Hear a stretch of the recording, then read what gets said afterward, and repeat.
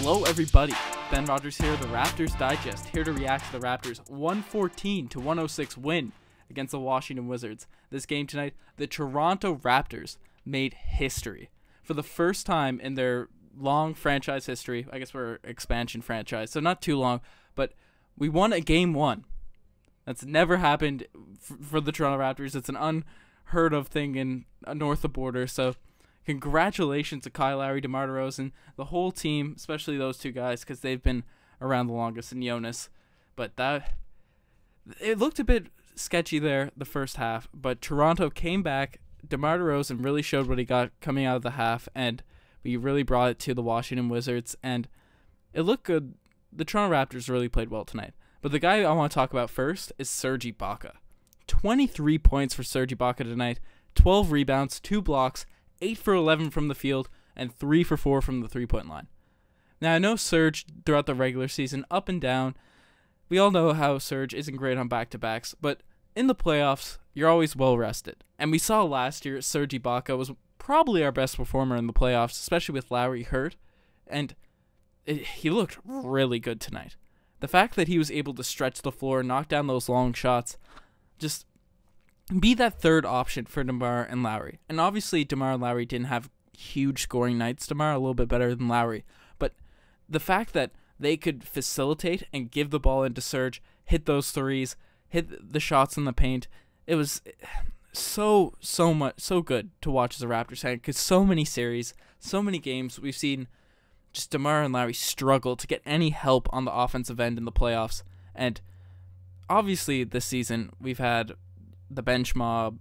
Serge has been up and down. Jonas has had a pretty good year. So they've had help throughout the regular season. But to see it translate to the playoffs, I think that was the one question for all Raptors fans. And it was just awesome to see a guy have a big outing like that tonight. Another guy in the starting lineup, OG Anunoby, the young Kawhi Leonard. He hit a bit of a rookie ball of the season, but tonight, OG did more than DeMar Carroll ever did for the Toronto Raptors in the playoffs. He outperformed DeMar Carroll as a Toronto Raptor in the playoff time, because he hit the shots when he needed them. He hit the open shots. He made great cuts, played awesome defense, got rebounds, just was a presence on the floor. And that's so big, coming from a rookie in his first playoff game. The stakes are at its highest. All the viewers are just waiting for the Raptors to crash and fall, and to see him not crumble under the spotlight, OG, just a great sight to see him play well. Not huge numbers, but played a great OG game. This is what we want out of OG Anunoby as a rookie. Great sight to be seen. And now I'll get into the Raptors' backcourt. Kyle Lowry and DeMar DeRozan.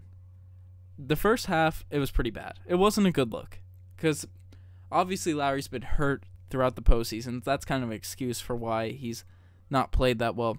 And DeMar DeRozan just really didn't do much in the first half either. You saw Paul Pierce at halftime start roasting the Toronto Raptors, saying, oh, they need star power, this is why they're going to lose, all that nonsense that he likes to speak. You saw NBA Reddit, all the trash bros, the choke bros. But no, when they came out the second half, DeMar DeRozan was on a mission. And he came out, proved he was a scoring threat, really just asserted himself. And that's what we need. We don't need him to score 30 and 40 points, just to be aggressive. Show that he is a threat on the floor, that he needs all the attention on him, so then we can get guys like Serge and DeLon and all these other players involved. But when he came out, asserted himself, the Raptors really took the game in hand. It was a great sight to be seen. And Kyle Lowry started to hit a couple shots too, got in the paint a little bit, scored. Kyle Lowry didn't have the greatest night from the box score-wise, didn't have the greatest numbers, but he made plays when we needed them, especially down the stretch, making passes, just getting charges, and finishing in the paint when we needed a bucket. So, obviously, it's not the biggest night, not the flashiest night from our backcourt, our all-star backcourt, but definitely serviceable. We'll need a bit more scoring and all that when we play the Cavs, and hopefully further on in the playoffs if we can get past the Wizards, but that's for the future. This is what we need out of DeMar DeRozan and Kyle Lowry now, even if they're not having a big night. Just be assertive, be dominant, and have a control and grip on the game. And finally, another question that the Raptors had going into these games was, will the bench mob be mobbing it out in the playoffs? And tonight, without the bench mob captain, Fred VanVleet, they really show that they got the juice in the playoffs. That's all I have to say. DeLon Wright, when Fred VanVleet's absence, as the lead backup point guard, is the main guy. He usually runs off ball when Fred's out there, but 18 points from DeLon Wright tonight. 4 assists, 3 steals, 3 for 4 from the 3-point line. DeLon Wright really stepped up tonight, and I said it before the game, with Fred out, we really needed Lowry and DeLon to step up. DeLon really took a leap in this game. He just making the plays that we need, shooting the shots, getting to the rim, and knocking down the open threes. That's the key for the Toronto Raptors. We don't need to hit all of these absurd step-back fadeaways. I know CJ Miles likes to shoot some crazy ones. I'm not saying we have to hit those.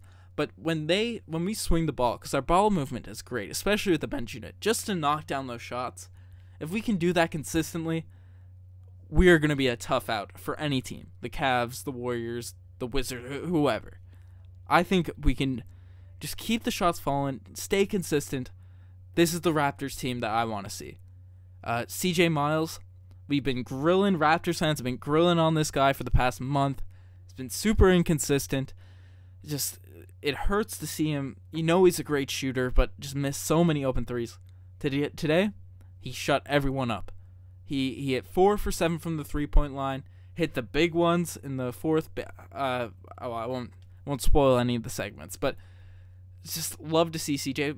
And again, we don't need anyone to play 30 plus points. We don't need that out of CJ. Just get him 12 points a game, 8 to 12 points a game from CJ. Hit a couple threes. That's all we need. Just to be a threat out there. Keep the floor spaced. Love what I saw from CJ Miles tonight. And his defense wasn't even that bad. I don't know. He's not known as a good defender at all, and he's usually a minus out there, but I saw him switch on to Bradley Beal and a couple guys in the second quarter a little bit. Played pretty well. He didn't get blown by. It wasn't a big old mess. That's all I'll have to say. Jonas started off the game, 9 points, 9 rebounds. Started off pretty hot. Didn't get too many touches after the first quarter. Like to see him get a little bit more involved. But the guy that really took over, not from the box score wise, but who played down the stretch of this game, the unsuspected hero, Lucas Nogueira, Bebe. 1 point, 1 rebound, 1 assist. He's got that triple ones, triple one. I don't know. He's stat padding out there, but he came in the game, started changing shots the second he came in. I just love Bebe. I love Bebe's game. I know I got a little bit roasted early in the middle of the season. I said Bebe might play in the playoffs. I said in the comments people were a bit skeptical on that, but he came out tonight and he proved he was effective. He had the second highest plus minus on the team, or tied for second minus, second best. I'm sorry, I can't speak. He had the second best plus minus on the team with +8, tied for it. But just love me some Bebe. If he can come out and change shots and just really give a different look for the Toronto Raptors, that's just a great sight to be seen. And without Fred VanVleet, we ran an 11-man rotation tonight. And it looked coherent. It didn't look forced. It didn't look at any point, except for one little stretch in the second quarter, the Raptors were outmanned. And I think that's going to really be an asset for the Toronto Raptors going forward.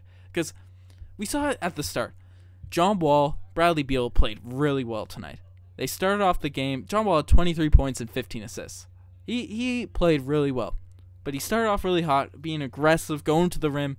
And it was a shade of what the Toronto Raptors used to be. Kyle Lowry, DeMar DeRozan, they try and do it all in the first. And even if they did, they just get worn out by the end of the game. And Toronto Raptors players weren't worn out. It was just a whole team basketball, team-oriented style. I'm really excited for what I saw from the Toronto Raptors tonight. It was a really encouraging game to be seen. The Wizards, they brought it to us. It's not like the Wizards didn't play well. Markieff Morris, not Marcus Morris, had his career high in playoffs, 22 points, 11 rebounds. Usually when these random guys go off, it's an L for us, and as it would be for any team. So great that we could contain a explosive night from Markieff Morris on top of good games from John Wall, Bradley Beal. Mike Scott had 14 points. Hit one ridiculous bank shot. Just threw it up. It looked like a rainbow out there. Slapped off the backboard, bounced in. I don't know, that was one shot that caught my eye. And he's got a lot of neck tattoos as of late. I think from since the last time he played him. But anyways, enough about Mike Scott. And the Raptors contained Otto Porter Jr. Now I know Riker's not here tonight. He was worried about DeMar DeRozan's defensive ability on Otto Porter because obviously OG and Lowry would be taking Bradley Beal and John Wall. And DeMar DeRozan showed that he wasn't a defensive liability. I said he wouldn't be. But, there was some skepticism there. Otto Porter was contained, hit a 3 at the beginning of the game. That was all I really saw of him. So, I don't know. The Raptors, super encouraging game. We're going to go straight into the segments now. And tonight, for the GOAT play of the day. I didn't want to spoil it earlier when I was talking about Bebe and CJ. But Bebe came in the paint on offense. Ball bounced out. He got the rebound with his long arms, right? Had an open layup, right? But we know Bebe. We know Bebe Nogueira. Wild man. Instead of taking the easy little drop in with his 7'8" wingspan, I don't know if it's actually 7'8", looks like it. Kicks it out to CJ for a contested 3. You're like, lets it fly. CJ drops that baby home. Really was a big shot in the fourth quarter. It's definitely the GOAT play of the day for me. There's another play that was just great ball movement for the Raptors. Ended in a Serge corner 3. That was in contention too.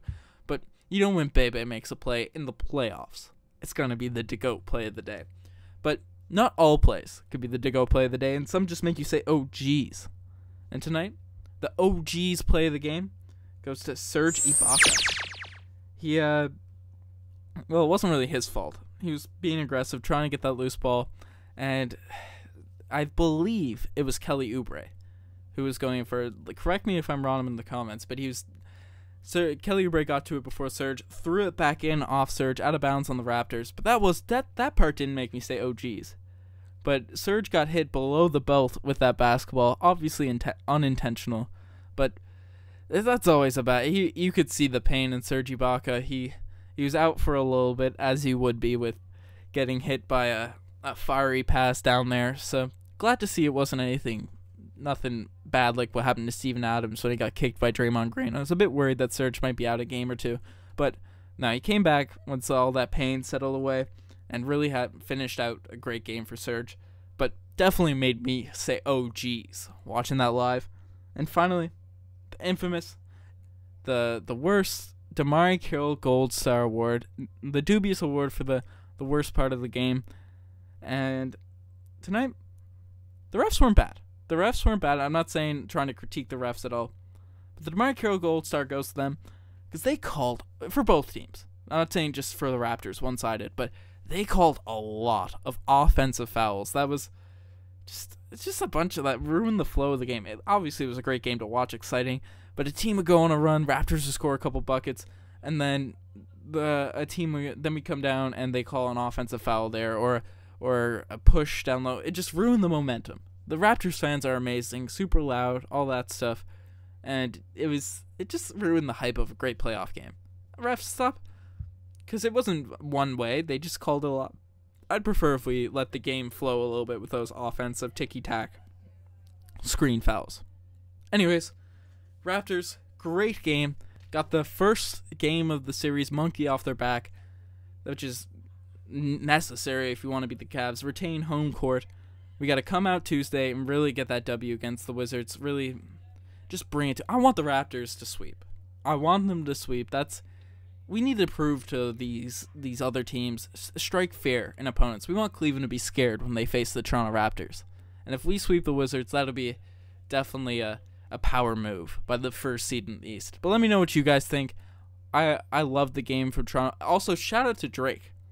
Drake on the sideline, always hyped up. Had rep the hockey jersey from the fortunate incident in Saskatchewan, the hockey team that lost a lot of lives. So it was great to see Drake represent those families, all those. It's such an unfortunate incident. It was a really cool move that he rocked that jersey out there. So shout out to Drake. Shout out to the Toronto Raptors. Great win. Very, very pleased. I'm a happy soul. We all remember how tough that Game 1 loss was to the Bucks last year. just waiting for game 2 was a mess. I could sleep tonight after that win, and hopefully we can do it again Tuesday. Riker will be back next pod. He unfortunately had an exam to write during this game, so we'll be back. The duo, Raptors Digest duo, will be back. You guys are the best for listening. Check out all of our vids. If you're new, keep looking at the channel, like, subscribe. Check out the Twitter, the Instagram for live tweets, all that cool stuff. You guys are the best. Raptors are the best. Let's get it, Toronto.